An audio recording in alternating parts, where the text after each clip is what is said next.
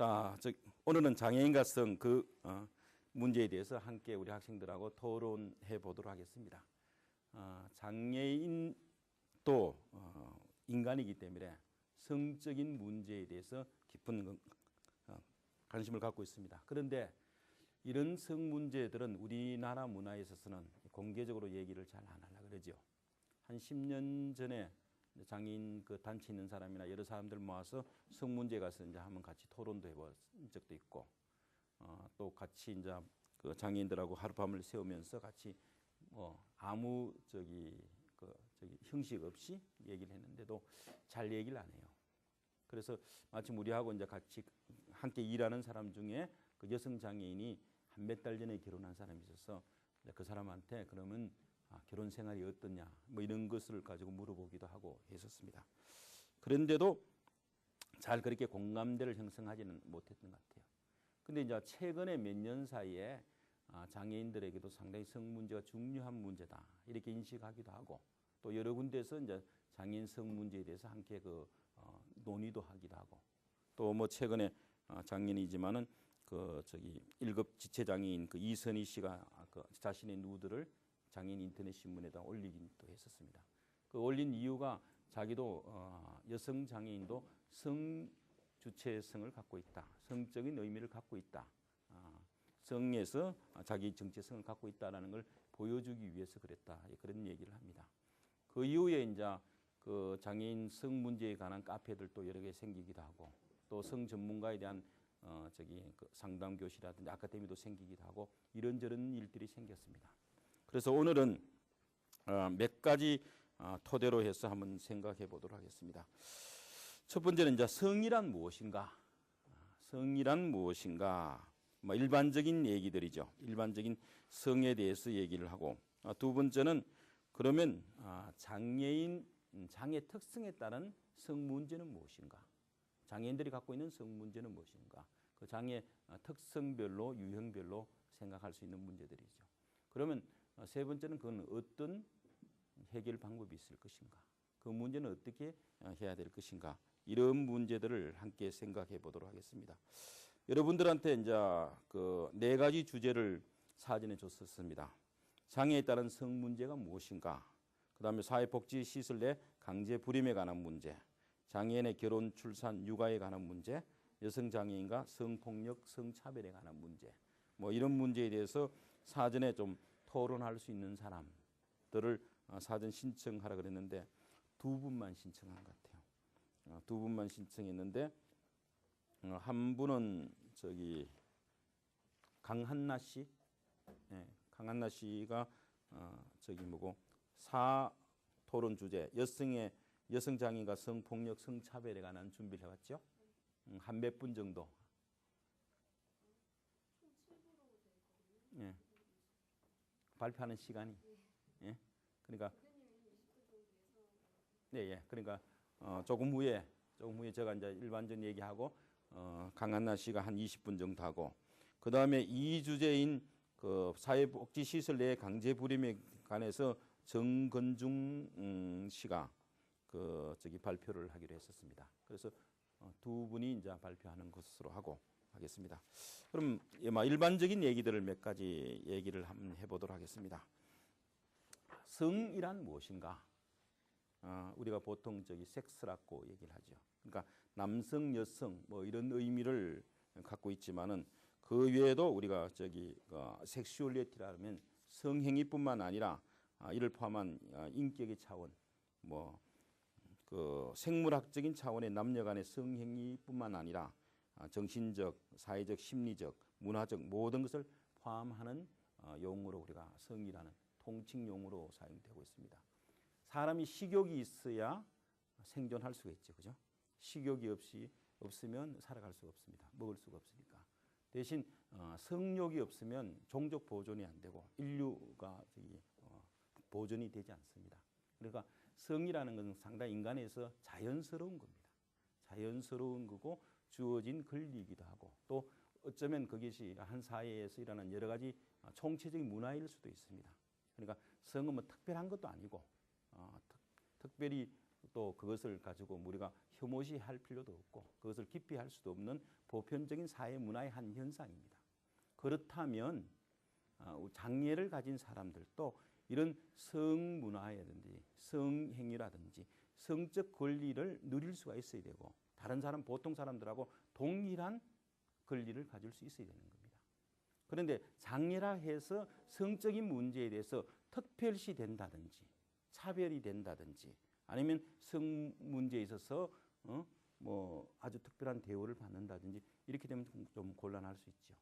우리가 이제 장애인 복지에서 정상화 개념에서 보통 사람과 동일한다면 다른 성적인 문제도 마찬가지로 동일시 되셔야 되는데 지금까지는 그렇지 않았다는 겁니다. 장애인에 대해서는 성이 없는 사람, 장애는 무성이다 이렇게 생각하기도 하고 장애인들은 성욕이 없을 것이다 이렇게 생각하고 장애를 가지면 결혼을 할 수가 없었다, 아이를 낳을 수도 없다 뭐 이런 편견을 가질 수도 있고 또 장애인들이 성 문제를 얘기한다든지 성에 대한 것에 뭐 결혼을 한다면 장애인 주제 뭐 그런 것까지 이렇게 또 얘기하는 편견을 가진 사람도 있었습니다. 그런데 이런 장애인의 성 문제는 비단 우리나라에서나 이 아시아 지역의 유교 지역에서는 더 좀 심각하지만은 미국도 마찬가지. 미국이나 서양에서도 불과 한 3, 40년 전부터 장애인 성 문제가 학문적으로 거론되기도 하고 성 문제가 중요시 여기기도 하고 그래서 성재활이라는 용어도 생기고 성재활 의사, 성재활 전문가들도 생겨난 게 불과 3, 40년 전입니다. 그러면 우리가 그 성행위다. 성이라 하면 무엇인가? 이쪽 가서 써도 되나? 우리가 이제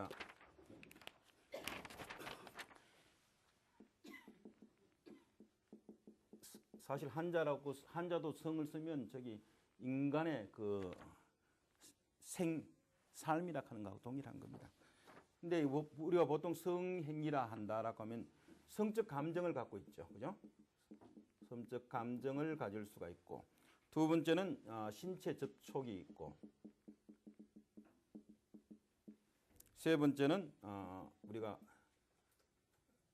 성교라 그러니까 육체적 접촉이 있습니다. 성적 감정은 인간 누구나 다 느낄 수가 있죠. 장애인이라 해서 성적 감정이 없을 수는 없습니다. 단지 어떤 장애 유형에 따라서 성적 감정이 약간 무딜 수도 있고 그거는 우리가 다른 장애를 가지지 않는 사람도 마찬가지죠. 장애를 가지지 않는 사람들도 성적 감정이 약간 무딘 사람도 있고 이것이 아주 적극적인 사람도 있고 마찬가지일 겁니다. 그다음 신체 접촉에서 우리가 알 수 있는 것은 뭐 예물을 한다든지 아니면 키스를 한다든지 아니면 뭐 스킨십을 한다든지 뭐 이런 것들이 이제 신체 접촉이 될 수 있죠. 우리가 보통 성행위라 하면 뭐 이런 것도 있지만은 뭐 성교, 섹스를 의미하는 건데 육체적인 뭐 접촉이죠. 근데 이제 전번에 어떤 학교에서 이제 학부 학생들하고 보통 우리가 이제 성교라면 성기삽입이라고 이렇게 얘기를 합니다. 그랬더니 이 학생이 손을 들고 얘기합니다. 그 용어가 다 틀렸다는 겁니다. 우리가 보통 그렇게 얘기를 하는데 그 성기삽입이라고 얘기를 하는데 이거는 남성 위주의 용어이기 때문에 사용해서는 안 된다는 거예요. 그래서 그러면 어떤 용어가 적합할지 그렇지만 성기교환이라든지 뭐 접촉 뭐 그런 용어로 사용될 수가 있죠. 이런 성행위가 뿐만 아니라 이런 행위 이후에 이제 우리가 보통 제도적으로 한다면 결혼하는 문제가 생기는 거죠. 결혼하면 임신을 하게 되고 출산을 하게 되고 또 아이를 키우는 육아 문제 이런 문제까지가 이제 전체적으로 포함할 수 있는 우리 장애인과 성에 관련된 문제들일 겁니다. 그러면 이제 우리가 성 문제라고 한다면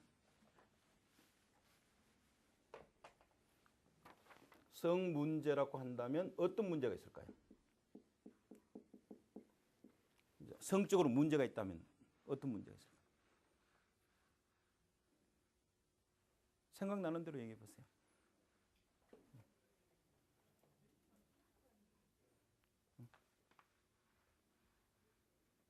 성 문제, 성적 문제 있다. 우리가 보통 생각할 수 있는 성 문제라면 성 기능에 문제가 있을 수가 있을 겁니다. 그죠? 성 기능에 문제가 있을 수가 있을 겁니다. 성행위를 하고 싶어 하지만은 신체적으로 우리가 신체 해부학적인 손상에 의해서 성행위를 할 수 없는 기능에 문제가 있을 수가 있을 겁니다. 그러니까 이제 주로 하반신 마비잖아, 사지 마비지, 척수 장애인 경우에 이런 그 신체 기능, 신경 해부학적인 손상에 의해서 성 기능에 장애가 있을 겁니다. 근데 두 번째는 이런 그 신체 기능상에서는 장애는 없지만은 성에 대한 욕구라든지 아니면 이런 성에 대한 조절을 할 수 있는 이런 그 기능이라든지 능력이 결여된 수가 있을 겁니다. 정신지체라든지 뭐 그런 경우가 있을 수가 있고 성욕구 성불감증이라든지 뭐 이런 식으로 해서 내가 신체적으로서는 아무런 이상은 없지만은 실제로 성적인 욕구가 일어나지 않는 경우라든지 아니면 성적 욕구가 과도하게 일어나는 경우가 있습니다. 우리가 그 성행위를 한다는 것은 보통 사람들도 사회적으로 인정된 범위 안에서의 성행위를 인정하는 겁니다. 사회 상규에서 사회적 인정이라는 것이 장애를 가진 사람들도 마찬가지로 성 문제에서는 사회적 인정된 범위 안에서 가능할 수가 있는 겁니다. 우리가 사회적 인정이라는 것은 어떤 겁니까?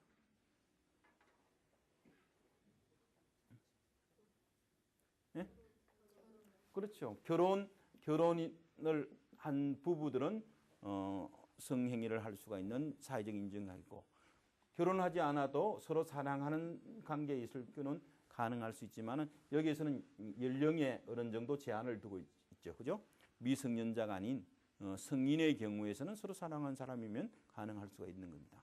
그리고 뭐 결혼한 상대이면 더욱더 사회적으로 인정될 수 있는 그 외에도 몇 가지는 또 더 있을 수는 있겠지만 어쨌든 이런 사회적으로 인정된 범위 안에서 가능할 수 있지만은 이런 것에 대한 조절 기능이 결여되거나 과도하게 일어날 경우가 있단 말입니다. 그게 이제 우리가 보면 성폭행, 성폭력, 성추행이라든지 아니면 미성년자에 대한 거라든지 그런 것에 대해서 일어날 수가 있는 겁니다. 또 이런 그 성적인 행위는 사회적으로 인정되는 병의 결혼과 사랑 이런 것뿐만 아니라 다른 사람들에게 수치심을 느끼지 않는 범위 안에서 해야 되는 겁니다. 서로 좋아한다 그래서 이런 게 있다 그래서 남들이 보이는 공공장소에서 공공연하게 한다든지 이럴 경우는 곤란할 수 있죠. 그죠? 그런데 이제 예를 들면 이런 그 성 기능을 조절할 수 없기 때문에 일어난 문제가 정신지체 장애인들한테 이제 일어나는 겁니다. 자기가 성적 욕구가 있을 때 자유행위를 사람들이 보는 공공장소에서 한다든지 이런 경우가 일어날 수가 있는 겁니다. 그다음에 이제 이런 그 신체적인 기능이나 신체적인 기능상에도 아무 문제가 없습니다. 뭐 문제가 없다면 동그라미 치는 게 좋겠죠. 문제가 없고 그다음 지적 능력에도 다 정상입니다. 다 신체적이나 조절 능력도 있고 다 있지만은 신체적 부위, 다른 신체적 부위라든지 이런 것에 의해서 어려움을 겪는 경우가 있습니다.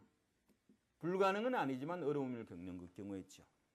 그러니까 우리가 그 성기능, 그 생식기 성기 자체에서는 아무런 문제는 없지만은 다른 그 신체의 경직성을 갖고 있다든지 뭐 아니면 호흡기 장애, 호흡이 가쁘다든지 아니면 심장이 약하다든지 그런 것으로 인해서 이 행위 자체가 어려운 경우가 있습니다. 뭐 그런 경우가 그 소아마비라든지 절단이라든지 관절강직이라든지 뇌성마비라든지 뭐 심장장애, 신장장애라든지 내부 기능 장애가 있을 경우가 있죠. 또 예를 들면 척수장애잖아. 장류, 요루 장애를 가진 경우에서는 배변 기능이 제대로 자기가 조절이 안 됩니다. 그러니까 배변이나 아니면 그러니까 오줌이나 소변 소변이나 대변의 조절이 잘 안 되기 때문에 성행위 도중에서 그런 문제가 일어날 수 있으니까 그 자체를 기피한다든지 이런 경우가 일어날 수가 있습니다. 그 다음에 이런 신체적 기능도 문제가 없고 지적 능력에도 문제가 없고 다른 신체적 부위에서도 뭐 큰 어려움은 없지만은 인식상의 문제로 잘 안 되는 경우가 있습니다. 뭐 어떤 경우가 있냐면 남들이 내가 만약에 결혼이라든지 성행위를 할 때 당신이 할 수 있겠느냐, 당신 주제에 뭐 이런 경우가 자신감의 결여라든지 이런 경우가 있습니다. 아까 화면에서 본 뇌병변일 경우에, 뇌성마비일 경우에 이런 경우들이 상당히 많습니다. 그러니까 이런 자신감의 결여로 인해서 성행위 자체를 시도하지 않는 경우가 많습니다. 아예 처음부터 안 하는 경우들이 많죠. 이런 경우가 이제 보통 우리가 장애를 가진 사람의 성 문제인데 이런 문제 외에도 또 몇 가지 더 문제가 있습니다.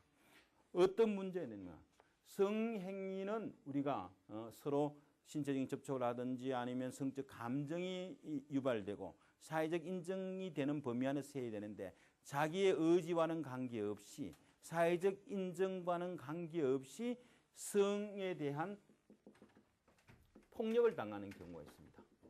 폭행을 당하는 경우가 있죠. 내가 하고 싶을 때 내가 할 사람하고 좋아하는 사람하고 할 수 있는 인정된 범위 안에서 하는 것이 성의 축복입니다만은 그런 것하고 관계없이 내 의지하고 관계없이 내가 성적인 물리적인 폭력을 당하는 경우가 있죠. 이게 이제 우리가 말하는 장애인들의 성폭력, 성폭행을 당하는 피해자가 되는 경우가 많습니다. 주로 정신지체 여성장애인이나 여성 장애인들이 주로 이런 성폭력과 성폭행에 대한 상대가 될 수가 있죠. 희생자가 되죠. 그 다음에 내가 성적인 문제에 관심도 있고 내가 하고 싶고 결혼도 하고 싶지만은 성 자체를 무시당하거나 억압을 당하는 경우가 있습니다. 그래서 도저히 성적인 행위라든지 성 문제에 대해서 적극성을 나타낼 수가 없습니다. 여성 장애인들하고 얘기해 보면 가장 결혼에 걸림돌이 된 사람이 누구냐? 엄마라는 겁니다. 자기 어머니가 가장 결혼에 걸림돌이 됩니다. 너가 결혼해서 그러면 어떻게 하려는 것이냐? 너가 결혼해서 남편으로부터 시대로부터 무시당하고 그렇게 하나니 차라리 하지 말고 나와 같이 죽을 때까지 살자. 이게 대부분의 여성 장애인들하고 얘기를 해보면 그 얘기 많이 합니다. 현실적으로 그래요. 그러면 자기는 그래도 사랑하는 사람을 만나고 싶고 데이트도 하고 싶고 결혼도 하고 싶은데 무시당하거나 억압당하고 있단 말입니다. 오아시스 영화 봤죠, 그죠? 오아시스에 이제 장애인 성 문제를 다뤘다 해서 굉장히 하고 있는데 거기에도 보면 이웃집에서 와서 공주 문소리 있는데도 옆에서 성행위를 한단 말입니다. 무시하는 겁니다. 장애인들은 성적 감각을 갖고 있지 않다라고 생각하는 것. 아니면 성 문제에서 전혀 인정하지 않죠. 이게 우리나라에서 몇 년 전까지 뭐 지금도 그렇게 벌어지고 있죠. 저기 고속도로 같은 데 보면 휴게소에 보면 장애인 화장실은 남자 화장실, 여자 화장실 가운데 장애인 화장실 있죠. 장애인 성이 없는 겁니다. 그죠? 장애인 무성이라는 거. 남성도 아니고 여성도 아니고 장애라는 성을 갖고 있다는 그런 장애인도 여성 장애인들은 남성 장애인과 함께 화장실 들어가고 싶지 않아요.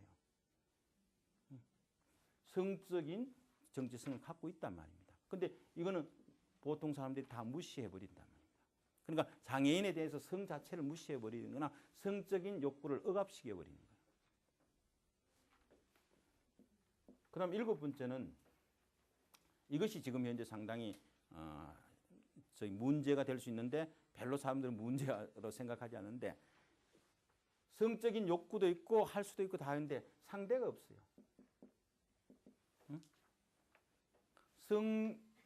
성행위라 하는 것은 혼자서 할 수 있는 것은 아니고 상대가 있어야 되는 것이 서로 남녀가 서로 감정이 통하고 성적 감정이 생기고 그래서 신체적 접촉을 통해서 이루어지는 건데 상대가 없단 말입니다.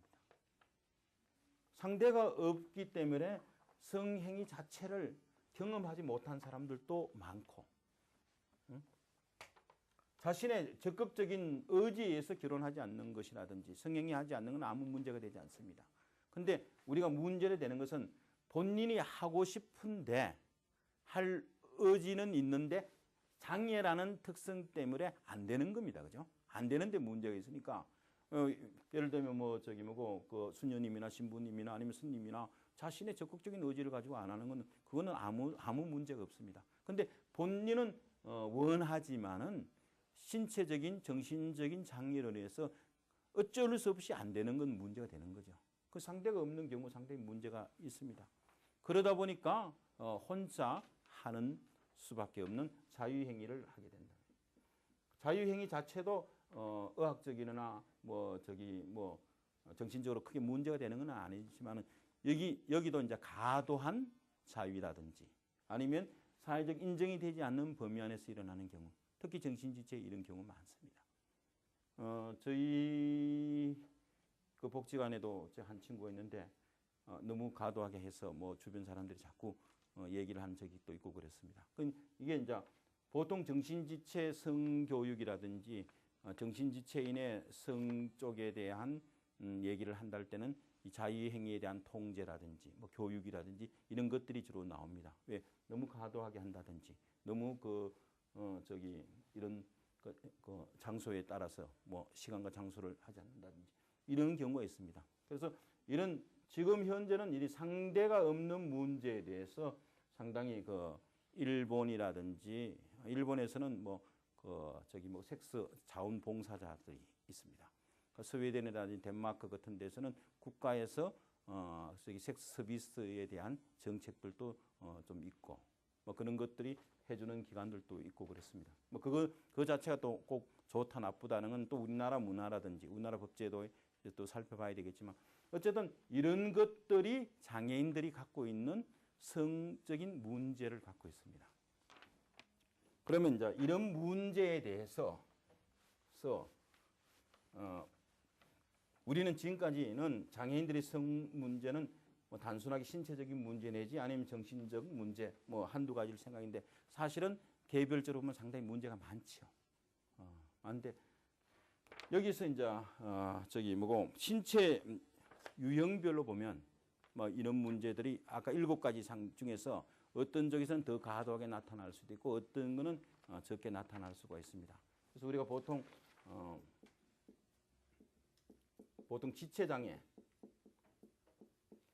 지체장애 중에서 성적인 문제로 가장 대표적인 것은 척수장애입니다. 척수장애 내지 하반신자 장애죠.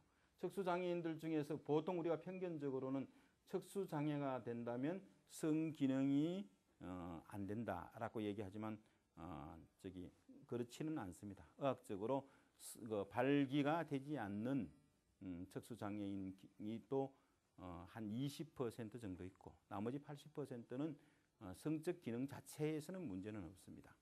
그런데 이제 발기가 잘 안 되는 경우도 있고 좀 약할 경우도 있고 하지만은 그 자체가 포기해버린 경우가 많죠.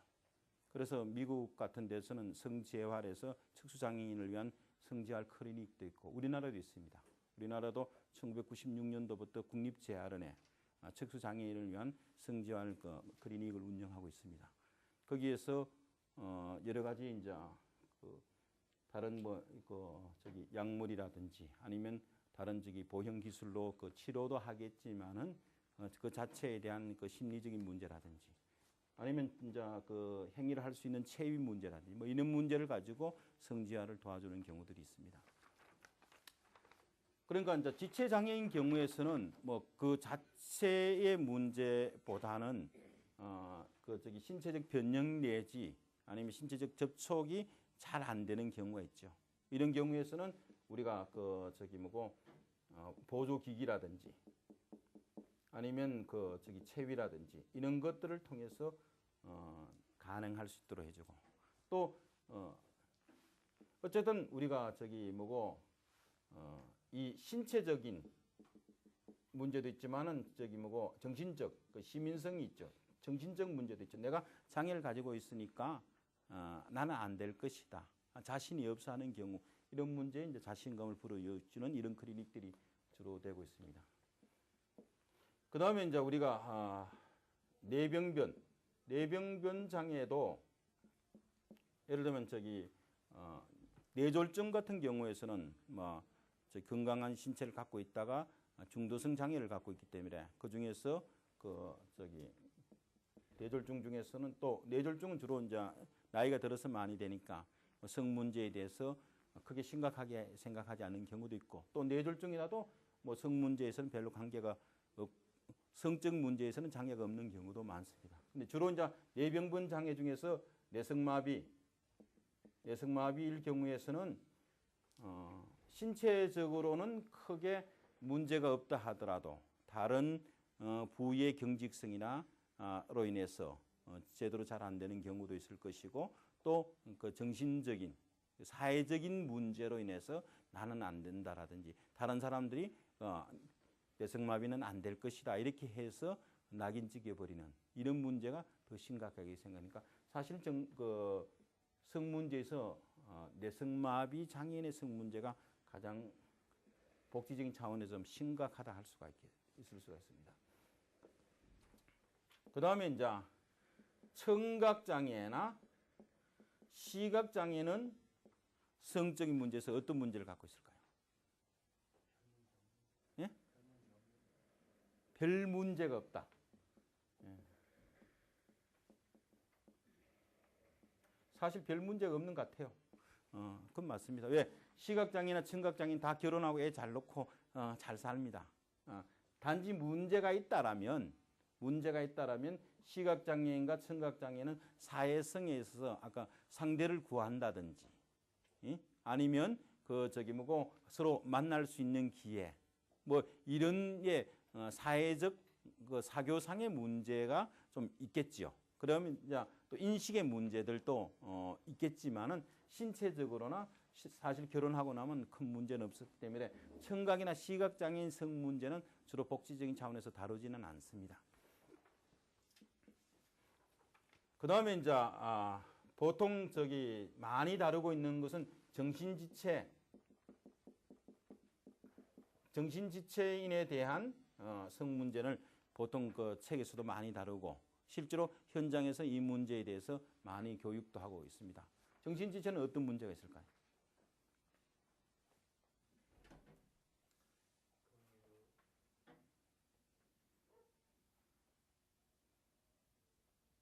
오늘은 특별히 정답이 있는 시간은 아니고 교과서 나온 대로 답을 하는 시간이니까 여러분들이 생각나는 대로 얘기를 해보세요.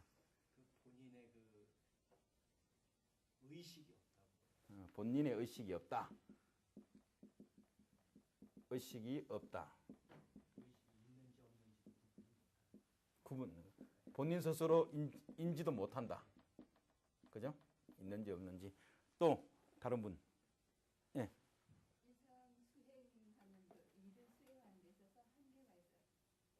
네, 뭐 한계가 있죠. 네, 어떤 IQ가 이제 조금 어느 한계에서 더 올라가지 못해서 네. 이를 완전히 수행하는 게 조금 어려워요. 그 문제하고 성문제하고 어떤 관계가 있어요? 성령 우린 지금 현재 지금 조금 늦게 오셨지만은 성 문제를 얘기하고 있습니다. 그러니까 장애인과 성 문제인데 성적인 문제에 있어서 아까 7가지를 얘기를 했었습니다. 장애로 인해서 갖고 있는 성적인 문제가 본인이 하고 싶은데 할 수가 없다. 할 수 없는 것은 신체적인 여러 가지 특징 때문에 할 수가 없고, 그 다음에 본인이 하고 싶어도 할 상대가 없다. 상대가 없어서 못하는 것도 문제가 되고, 그 다음에 본인이 할 의지가 약하다든지 심리적인 문제가 있다. 뭐 이런 문제를 이제 7가지 유형으로 설명을 했었습니다. 그 중에서 이제 각 장애 유형별로 특징을 지금 이제 얘기를 하고 있는 중인데, 정신지체인은 우리 선생님이 본인의 의식이 없고 본인이 성적인 문제를 인지도 못할 것이다. 이렇게 이제 얘기를 했고, 또 다른 문제는 뭐 어떤 문제가 있을까요? 어떤 분별력은 전혀 없어 보이는데 네. 이렇게 보통 이제 정류장 같은 데 있잖아요. 네, 예. 거기에 이제 여러 사람들이 차를 기다리고 있는데 어떤 여자분이 이렇게 남자분한테만 가서 계속 그 사람을 이렇게 쳐다보고 막 그래요. 네, 예. 과연 그런 행동들은 어디서 나오는 걸까 하는 그런 참 의구심이 많이 생기긴 했는데 그거하고 어떻게 예. 교수님 대답이 이 정신지체 장애인도 성욕구, 성적 욕구, 성욕은 있습니다. 전혀 성욕에 대해서 뭐 우리가 성욕이 나쁘다 그러는 게 성적 욕 그러면 성적 욕구의 준말이 성욕이지, 그죠? 뭐 성욕은 보통 사람하고 다 있고 어쩌면 또 더 많을 수도 있을 겁니다. 왜 그러면 우리가 보통 우리 사람들은 사회적 이제 교육을 받고 여러 가지 이제 사회성을 갖고 있는 거죠. 사회성을 갖고 있으니까 본능을 숨기거나 억제를 합니다. 어떤 경우에서는 그걸 이제 억제를 하기도 하고, 하지만 우리가 이제 인간의 본능이라는 게 뭡니까? 식욕이죠, 그죠? 그 다음에 성욕이 있다. 식욕이 먹는 욕심이 있어도 내가 더 이상 살찌면 곤란하다. 내가 몸무게가 얼만데 뭐 이런 것 때문에 먹고 싶어도 우리는 그 조절을 할 수 있는 기도 하고, 또 그 다음에 사람들이 다른 사람들하고 같이 식당에서 먹는데 식탐을 느끼는 식으로 마구잡이 먹지는 않지요. 이게 사회적으로 인정받는 사회성을 갖고 있기 때문에 그렇습니다. 그런데 정신지체 장애인들은 그런 사회성이 결여되어 있단 말입니다. 사회적 교육도 좀 결여되어 있을 뿐이라 어쨌든 타인을 인식할 수 있는 그런 지적 능력이 좀 부족하기 때문에 정신지체인들 보면 굉장히 많이 먹습니다. 잘 먹습니다. 식탐이 있을 정도로 자기 음식을 많이 갖고 와서 많이 먹기도 합니다. 그거는 본능적으로 그러는 겁니다. 성욕도 마찬가지로 모든 사람들에는 본능적인 욕구입니다. 앞에서 설명했지만은 식욕이 있어야 생존이 가능한 겁니다. 식욕이 없어서 거식증 걸리면 다 죽어요. 그죠? 그러니까 식욕이 있는 것 자체가 우리가 생존할 수 있는 겁니다. 그 식으로 성욕이 있어야 우리 인류가 보존이 되고 종족 보존이 되는 겁니다. 성욕이 모든 사람이 다 성욕이 없다. 그러면 인류는 한 대에 다 끝나는 겁니다. 우리 생육하고 번성 하락했는데 이 땅에서 이렇게 인류들이 번성하면서 살아가는 것은 성욕이 있기 때문에 그런 겁니다. 그러니까 성욕 자체를 우리가 나쁘다, 비도덕적이다, 숨기거나 그렇게 할 필요는 없어요.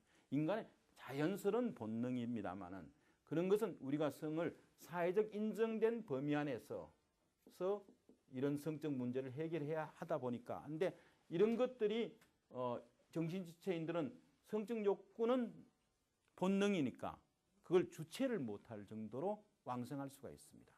그리고 다른 시체가 건강하단 말입니다.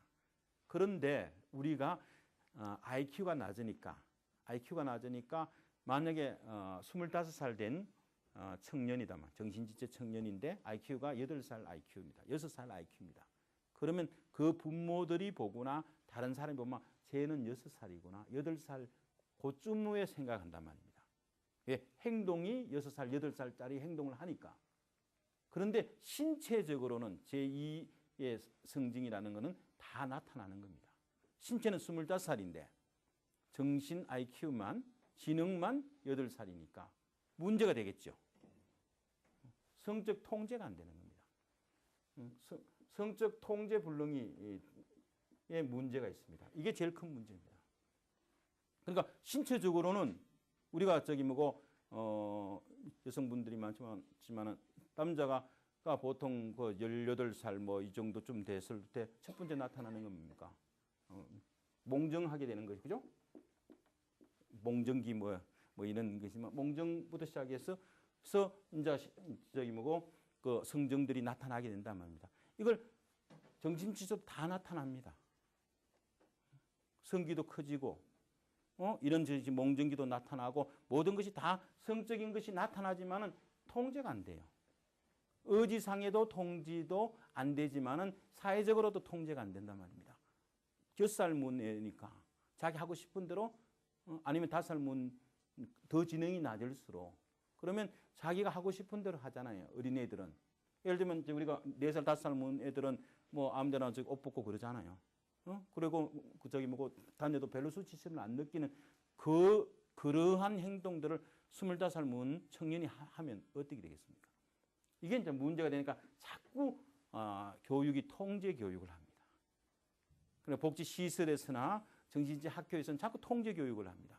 그래서 그렇게 하면 안 돼, 어디에서 하면 안 돼 하면서 이런 통제 교육을 하니까 성적 요건이 있지만 통제 불능하는 게 제일 큰 문제가 되는 겁니다. 그래서 과도한 자유행위도 하기도 하고 또 이런 성적 욕구들은 그 남자뿐만 아니라 여자 정신지체인들한테도 나타납니다. 그래서 아까 얘기한 것처럼 남자들 보면 좋아하고 또 특히 잘생긴 사람들은 더욱더 좋아하고 그럽니다. 자기 좋아하는 그 탤런트들이나 배우들 사진들도 다 갖고 다니고 핸드폰 안에도 다 이어다니고 그럽니다. 누구는 누구를 좋아한다 그런 것 자꾸 합니다.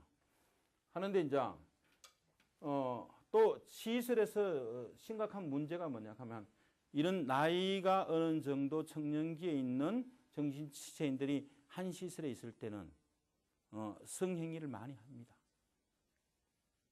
그러면 젊은 사람들이 성행위를 했을 경우에 장애를 갖고 있다 해서 불임이 된다는 건 아닙니다.